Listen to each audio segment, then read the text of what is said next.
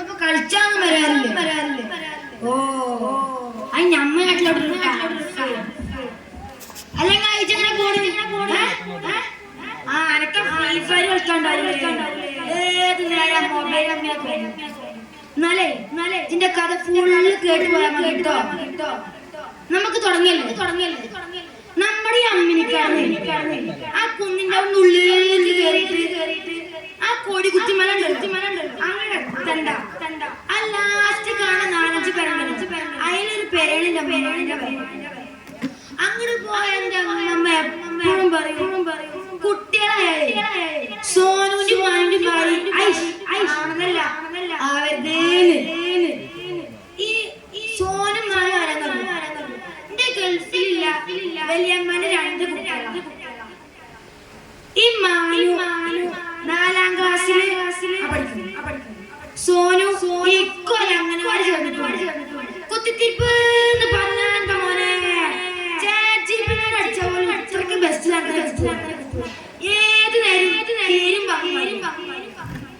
അങ്ങനെ ഒരു സോന അംഗനവാടി വിട്ടുമ്പോ ഓന്റെ ചുണ്ടിലെ എന്താ ചോദിച്ചപ്പോ ഒന്നുമില്ല.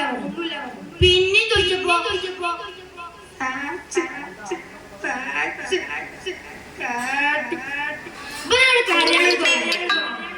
പിറ്റേ ദിവസം രാവിലെ തന്നെ കഴിച്ചും കഴിച്ച് മുണ്ടും മാറ്റി കുത്തുവരാണ്. അങ്ങനെ പോകാൻ കഴിക്കുന്ന മാനത്ത് സോലരാണെണ്ണം പൊട്ടിച്ച ഒരു മാനസ് ഡയലോഗ്. ഇതേ കോപ്പത്തോടി കളി മാറുവേ. ഇതാണ് ഇവരെ കുറിച്ച് പറയാനുള്ള ഒരു ഇൻട്രസ്റ്റ്.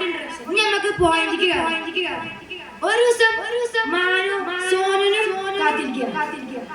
അങ്ങനെയാണ് വിടുന്ന സമയത്തും സോനുനെ കാണുന്നത്. 2 മണിക്കൂർ കഴിഞ്ഞപ്പോ അവന്റെ മനത്ത് പറഞ്ഞു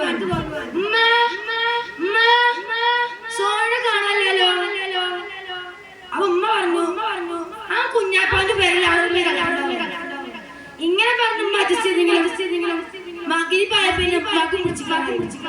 ഇമ്മ വേഗം ഇപ്പിയും ഇമ്മയും അയൽവാസികളൊക്കെ എല്ലാവർക്കും ഓൻ്റെ അഡ്രസ്. അങ്ങനെ ഒരാൾ പറഞ്ഞു നമുക്ക് പോലീസിനെ വിളിച്ചാലോ. അങ്ങനെ ഇപ്പൊ കീശേന് കൈ നമ്പർ നോക്കി ഫോൺ ചെയ്തില്ല.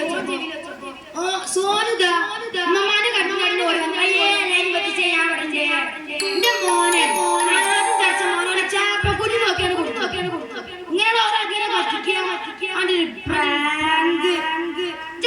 പനി മോത്തിക്ക് നോക്കിയാ നേരെ ഉള്ളിൽ കിടന്ന് കാത്തിരിക്കുന്നത് അവർക്ക് മാത്രം വരും. പിന്നെ സോനി അതാണ് കൂട്ടുകാരെ പറയുന്നത്. കോമഡിയൊക്കെ ബട്ട് ഓവറാക്കി അമിതമായ അമൃത വശമാണല്ലോ. നമുക്ക് പിരിയല്ലോ.